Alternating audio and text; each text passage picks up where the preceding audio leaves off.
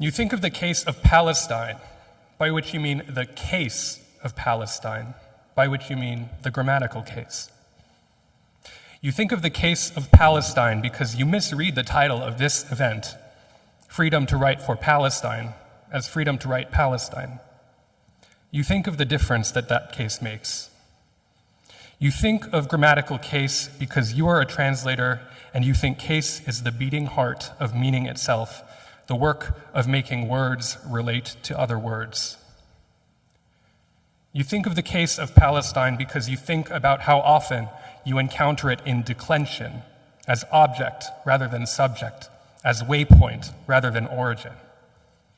You think of the case of Palestine because you have encountered for 6 months and of course for much longer so many instances of Palestine vanished into semantics, of how the style guides of propagandists and imperial stenographers disappear subjects, how they spirit up the Palestinian people but seldom Palestine, how they resort to passive voice, the Pulitzer Prize-winning linguistic acrobatics whose sole purpose is to obscure and thereby exonerate the culprit.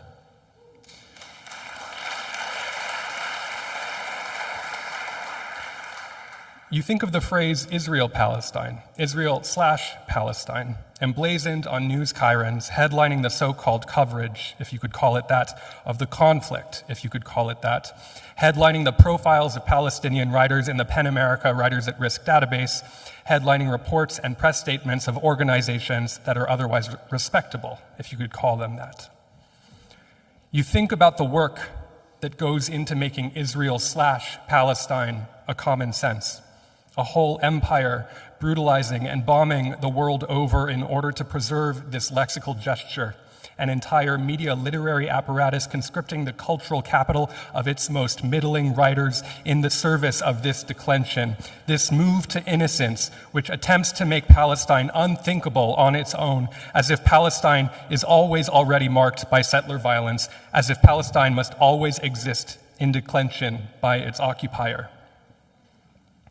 You think of unthinking that declension, of what then becomes thinkable,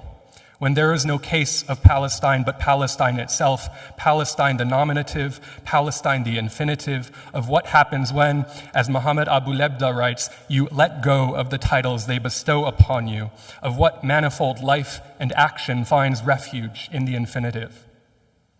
You think of Hiba Abu Nada, one of countless martyrs in Palestine, in whose last poem she grants you that refuge in invocation and prayer. You think of Rifat al-Arir's injunction that you must live, and you think of Hala al-Yan's injunction that if you say Gaza, you must say Gaza. You think of the pluripotency of these reparations, the notion that anything is possible when Palestine is written by Palestinians. You think of the many Palestinian writers exiled or martyred, but also the ones who remain, the authors of Palestine, exercising in writing the right of return to land, but also to author and authority. You think of how Palestine is unmaking fascism and ruining empire, of how Palestine is teaching you to hone fearlessness on principle, but more importantly, you think of that rightful return of Palestine to the authorship of Palestinians, of how it is the forward dawning horizon of the Palestinian right of return to Palestine. You think of the Palestine the Palestinians are writing, proclaiming soundly and roundly that we are not numbers, and you arrive suddenly and all at once to the clear and simple and nevertheless revolutionary truth of the freedom to write Palestine. Palestine lived, Palestine lives, Palestine will live.